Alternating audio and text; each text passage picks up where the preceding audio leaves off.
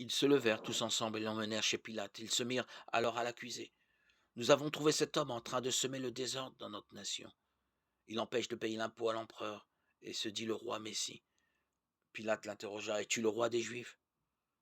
Jésus répondit. C'est toi qui le dis. Pilate s'adressa au chef des prêtres et à la foule.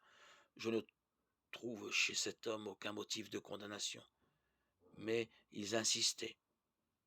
Il soulève le peuple en enseignant dans tout le pays des Juifs, à partir de la Galilée jusqu'ici.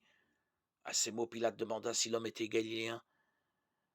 Apprenant qu'il relevait de l'autorité d'Hérode, il le renvoya à ce dernier qui se trouvait lui aussi à Jérusalem en ces jours-là. À la vue de Jésus, Hérode éprouva une grande joie. Depuis longtemps, il désirait le voir à cause de ce qu'il entendait dire de lui, et il espérait lui voir faire un miracle. Il lui posa beaucoup de questions, mais Jésus ne lui répondit rien. Les chefs des prêtres et les scribes étaient là, et l'accusaient avec violence. Hérode, ainsi que ses gardes, le traita avec mépris et se moqua de lui. Il le revêtit d'un manteau de couleur éclatante et le renvoya à Pilate. Ce jour-là, Hérode et Pilate devinrent des amis alors qu'auparavant, ils étaient ennemis. Alors, Pilate convoqua les chefs des prêtres, les dirigeants et le peuple. Il leur dit, vous m'avez amené cet homme en l'accusant de mettre le désordre dans le peuple.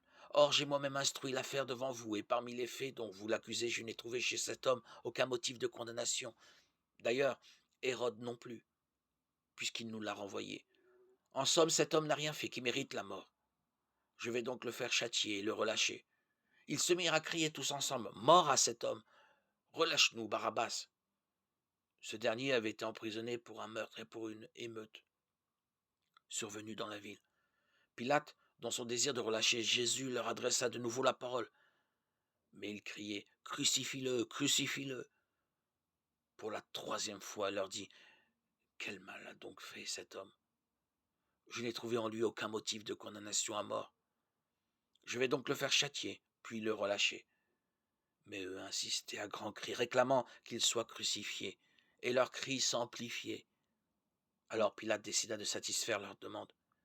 Il relâcha le prisonnier condamné pour émeute et pour meurtre, celui qu'il réclamait, et il livra Jésus à leur bon plaisir.